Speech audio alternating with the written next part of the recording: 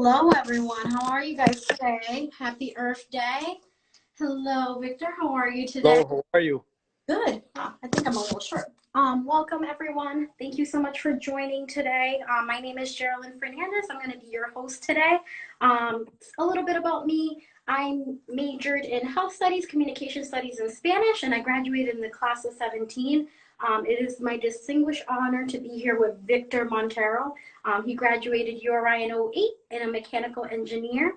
And Victor, I loved hearing about your story, pretty much on how you contribute back through tutoring through TD and how you're an adjunct instructor at CCRI. You work at Waterman's Corp right now for engineering. Waters Tell me Corporate. a little bit about yourself and like what motivated you. And once again, thank you so much for being with us here tonight. Thank you. Thank you so much. Very nice introduction. I appreciate that. So, a little background on myself. My name is Victor Montero. I'm Dominican. I was born in Dominican Republic and moved to the United States with my family in the 80s. I want to go right to the point. How did I get involved with engineering? My father was an agricultural engineer. And as a kid, I used to always see different tools that he had, rulers, compasses, different tools for the industry, right? So I was always curious. As I was growing up, I gained an interest in electronics, automotive, whether it was breaking down toys, figuring out what's going on with them, even DJing, lighting, music, things of that nature. But the funny thing is, electronics and electrical engineering is very difficult. So I actually had speed bump and I want to call it a failure, right? Electrical engineering didn't quite work out for me. So you know what? I fought, came back to school. I figured out that mechanical engineering was a better thing for me because I was more of a visual, hands-on person. For example, electrical engineers can imagine electrons, inside of an electric field or things happening, where mechanical engineers can feel tangible things, noise, vibrations, things of that nature. So I became very passionate with that. I learned about a program called SolidWorks, which was a mechanical design program. And with that, I became an expert at the undergraduate level using the software. So I became a designer. Wow. With that said, my peers in my class, I was helping them out with the software because it was a very difficult software. This software, you're literally creating any physical part and bringing it to life, with a computer.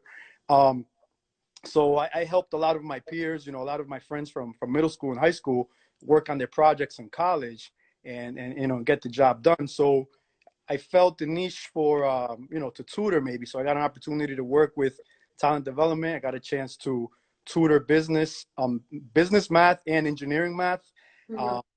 And that created a segue for me to eventually get a position in as an adjunct instructor at the community college of Rhode Island, at CCRI in Warwick. So that's the educational background. I like to mention that I am a lifelong learner, meaning that by teaching a course or tutoring, I'm learning myself. I learn from my students.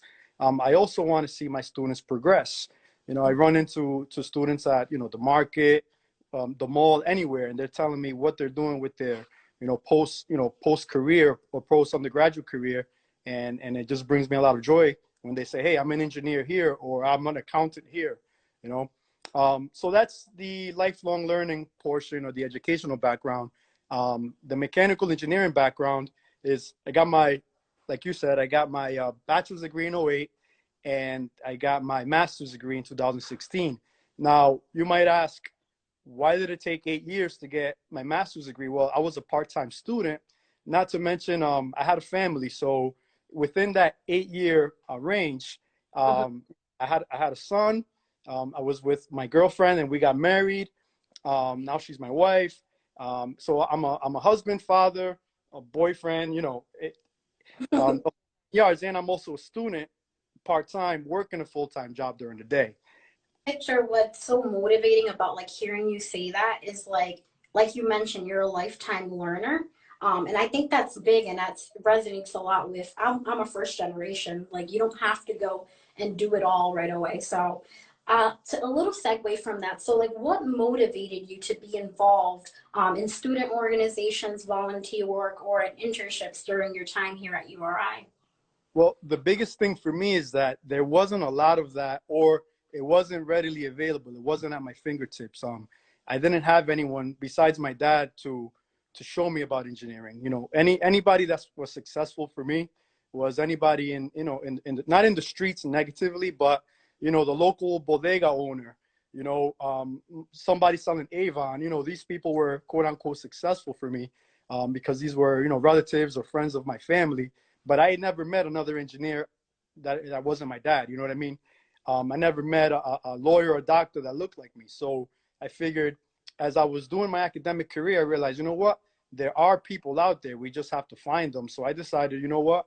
I'm going to be that person for someone like myself in the past, you know? That's awesome. Discuss challenges you might have faced in transitioning from college to the workforce. So, like, what did you see, like, for example, like, as a POC, like, going into the workforce, like, how was that for you? So going into the workforce was is difficult because it's competitive. So, you know, I applied for many jobs and there were a lot of closed doors. But I remained motivated to, I just knew that one door would open. You know what I mean? I know that sounds kind of cliche, but I had a cousin, I have a cousin in the Dominican Republic that says to me all the time, you could get rejected 1,000 times, but someone's going to say yes. You know what I mean? So what's a rejection? You shouldn't put yourself down because you got a, you know, you got a door closed in your face, you know? So I kept pushing, and it wasn't before I went on probably 9 interviews before I got, you know, I got the job. What were some of the places that you were like interviewing? Like, did you feel like in the place that you got hired, like it was the one, or was it like you had to like feel them out? So the place that I got hired, the place that I got hired was the one, ironically. So I did get a job offer one time at the naval base in Newport, but they're very strict. I mean, if you have a weird parking ticket or something that comes up on your record, you're not getting a job there. So there was something that came up on my record that I didn't get a chance to work for the Navy base. So I was devastated. And that was one of the jobs that, you know, that I didn't get. However, I got an opportunity right in Providence on Eddy Street, and the company was called Mar Federal. And at the time, I didn't think that's what I was going to do for the rest of my life. However, this company did precision measurement equipment, Yep. and I had a chance to see everything. I'm talking about, you know, how to measure iPhones, how to measure missiles, how to measure brakes on a car, you name it. It was the place for me in reality. So That's awesome. What are some changes that you would like to see URI make? And then what benefits would you want to see like for people of color and underrepresented populations within the campus community? ooh, very good question. What changes? Obviously, I want to see increase in diversity, and especially in the engineering department.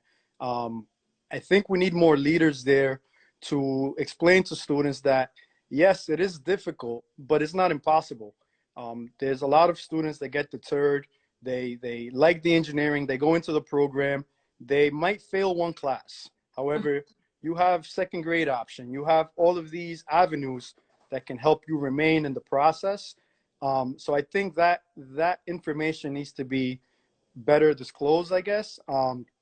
Also, you know, this type of stuff, the ACN program, just people giving back, coming back and talking about these things, because the networking is huge, you know, just communicating, talking about what we do, who's doing what are people's goals. So I guess more, you know, groups or organizations or memberships, I think that's very important.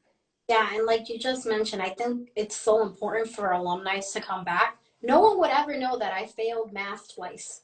So So bless did you. I, so did I, you know, it's something that happens. No one asked me in the real world either. So can you share your favorite memory of your time at URI?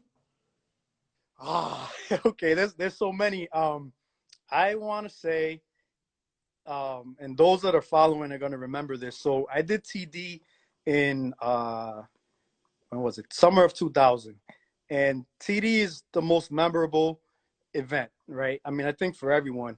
And we stayed in let's see, I think it was Tucker. I forgot the building across from it, but it was Tucker in another building, and we literally had like quote unquote beef with the other building, and so we were rivals, but the experience of TD, we all got in trouble, but we all learned a lesson, and just the friendships made there. I mean, I'm probably still in touch with a lot of people that from that graduating class. So I would say TD is the most memorable, the TD summer. Oh my, yeah, that sounds amazing. And now I'm gonna add in a question. Hopefully they don't get upset at me. But what would be like one quote that you would like to share with like an alumni or a student? Like, what is your motto?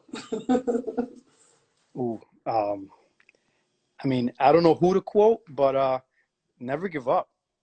Yeah. Never give up. I mean, I don't know who said that. I'm saying it right now. That's one thing I live by. I mean, nothing is going to stop me. If there's something that I want, I'm going to pursue it. There's whatever obstacle comes in front of me, I am going to conquer it. That's what it comes down to. Yes, and mine's is be kind, spread kindness. But thank you so much, Victor. This was amazing. I can't believe it's like already been 15 minutes. Um, Wow. I know it's been crazy. It's been fun. So for our alumni, our next event is going to be in the ACN tent during the Alumni and Family Weekend on Saturday, October 2nd.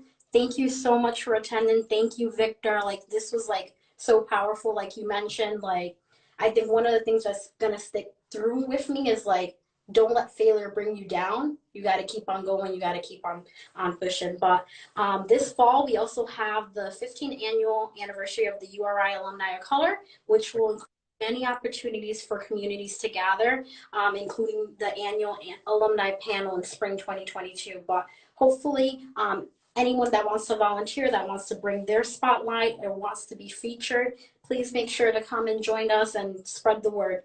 Thank you so much. Be kind, never give up. Thank you, Victor. Excellent. Thank you. Take care.